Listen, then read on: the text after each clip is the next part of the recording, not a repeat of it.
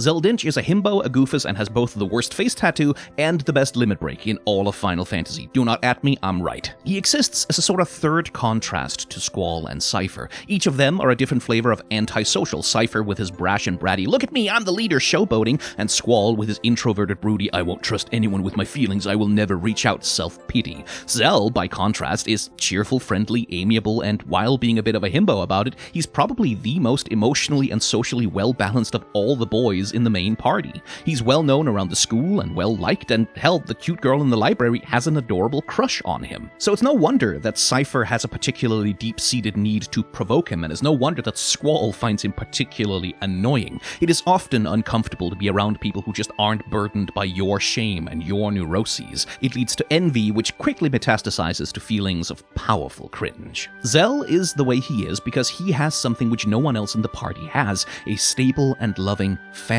life. He was adopted at an early age where the rest of the seed kids stayed orphans, and it really shows in him. For all that he's a himbo and occasionally a bit of a punching bag in the story, Zell remains obstinately well-adjusted, optimistic, and resilient. And that contrast is important. It highlights why Squall, Cypher, Quistis, Selphie, and Irvine are as emotionally unstable as they are. It highlights the neglect that those poor kids have been through.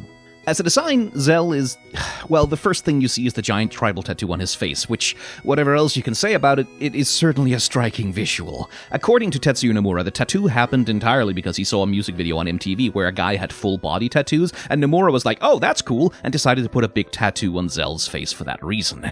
Character design just is like that sometimes, especially with Tetsuya Nomura. Outside of that, though, Zell is also described as having been inspired by shonen anime protagonists, hence his more hot-blooded and goofy personality. And once you know that, you can really see it in him. His color scheme is red and blue clothes with bright yellow hair, all simple primary colors, the cheerful color palette of a kid's show. And in that context, even the tattoo starts to kind of work, because yeah, that is the kind of recognizable design detail that you would put on a shonen protagonist. Think of Luffy's eye scar, Naruto's face stripes, and the markings by Yuji Itadori's eyes, and so on. Zell never gets to be much more than a supporting character in the story, but again, that's kind of because he just doesn't have the kinds of issues that would make him a main character in a melodrama like Final Fantasy VIII. Zell plays his role in the story as the goofy himbo friend, and he plays it almost perfectly, even if he never really gets to drive the plot.